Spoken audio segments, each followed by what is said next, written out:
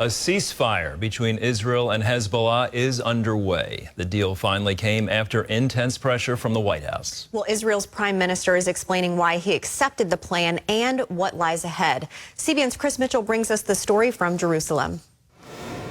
Israeli Prime Minister Benjamin Netanyahu gave 3 reasons why he agreed to the ceasefire now in an address to the nation Tuesday night. The first reason is to focus on the Iranian threat, and I will not expand on that.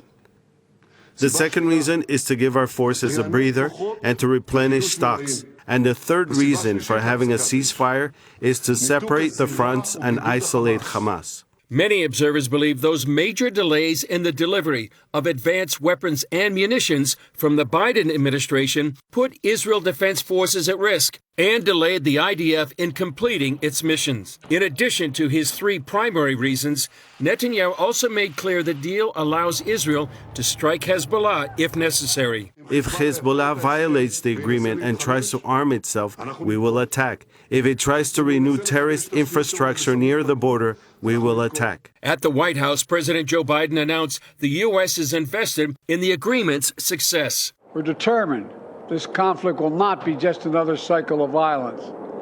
And so the United States, with the full support of France and our other allies, has pledged to work with Israel and Lebanon to ensure that this arrangement is fully implemented. But on Capitol Hill, Republicans criticized how the Biden administration has handled its military support of Israel. Speaker of the House Mike Johnson wrote on X, "While the Biden-Harris administration celebrates this announcement, remember that it is still withholding weapons to Israel.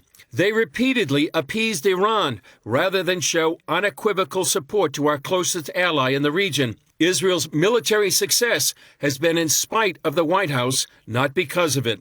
Senator Ted Cruz issued a statement that read in part, "Obama-Biden officials pressured our Israeli allies and by threatening to facilitate a further, broader, binding international arms embargo through the United Nations."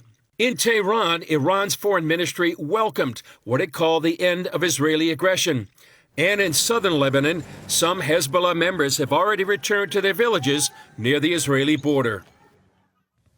All right, Chris Mitchell is with us now from Jerusalem. Chris, Iran is supporting the agreement, but what do you think Netanyahu meant when he said one reason Israel agreed to the ceasefire was to focus on the threat from Iran? Well, Andrew, Netanyahu was very cryptic about Iran, and he said he wouldn't expand on that. I think he means that the main goal for Israel is to destroy Iran's nuclear program. And if some people may put it, keep the main thing the main thing. This has been Netanyahu's lifelong quest to prevent Iran from getting a nuclear weapon. We do know, Andrew, that Iran's nuclear facilities are more vulnerable than ever. On the attack on October 26, Israel destroyed many of the air defenses of Iran. A key nuclear component was destroyed. And Iran's so-called Ring of Fire, these proxy groups that have surrounded Israel, they're crumbling. Hamas, Hezbollah, the Houthis. So they're all nothing on what they did and nothing what Iran planned. In addition, Andrew, there's reports that Iran's escalating its nuclear program. And we do not know right now what may happen in 60 days when President Trump takes office. And some have wondered, would there be a joint U.S.-Israeli operation to destroy Iran's nuclear facilities? And we've been talking about the operations daily in this war and what's been happening. So how much damage has Israel done to Hezbollah in the war over the past year? Well, Andrew, if you look back the last couple of months, Netanyahu says they put Hezbollah back decades. It's been substantial, dramatic. Israel has done enormous damage to Hezbollah. They've lost its main leader, Hassan Nasrallah. Most, if not all, its top leadership. That pager attack that we talked about and reported disabled, injured, or killed thousands of his Hezbollah fighters. That spread confusion throughout the terror group.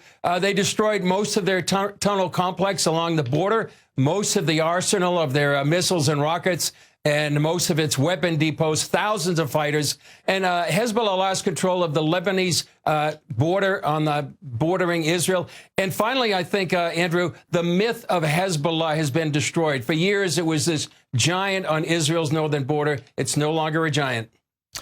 Chris, this ceasefire has not been popular, among everyone. So there are deep concerns people have, especially Israelis. What are those concerns about the ceasefire agreement? I think the main thing, Andrew, is it doesn't go far enough. That's what I heard earlier today. I talked with one of the experts that we've talked to many times, Sarit Zahavi from the Alma Research Center. She's right on the Israeli-Lebanese border. She has, and many other Israelis feel, it may not go far enough. It's unclear how many of the more than 60,000 Israelis will feel safe enough to go back to their homes. Some are concerned it really constrains Israel. Even though Netanyahu said that Israel has the freedom of military action, there's a cumbersome procedure to respond. It's called a mechanism. And right now, we know there's been a few violations already. And to use a football analogy, since it's football season, Andrew, some people think it was like Israel's on the 1-yard line, about to score, win the game. The referee comes and it takes the ball and changes the rules of the game and prevent Israel from having a total victory.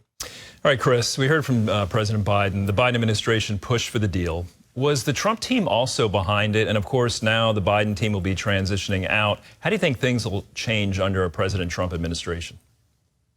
I've heard the same thing, but the Trump administration may have worked on this 13-point agreement. I think closer relations, warmer relations, Andrew. There'll be no arms embargo. President Trump has already said that. And no attempts by the Trump administration to undermine the Netanyahu government. And I think they'll be on the same page about the issue of Iran. All right, Chris, always appreciate your insights very much. And happy Thanksgiving to you and your family. Thanks for being with us.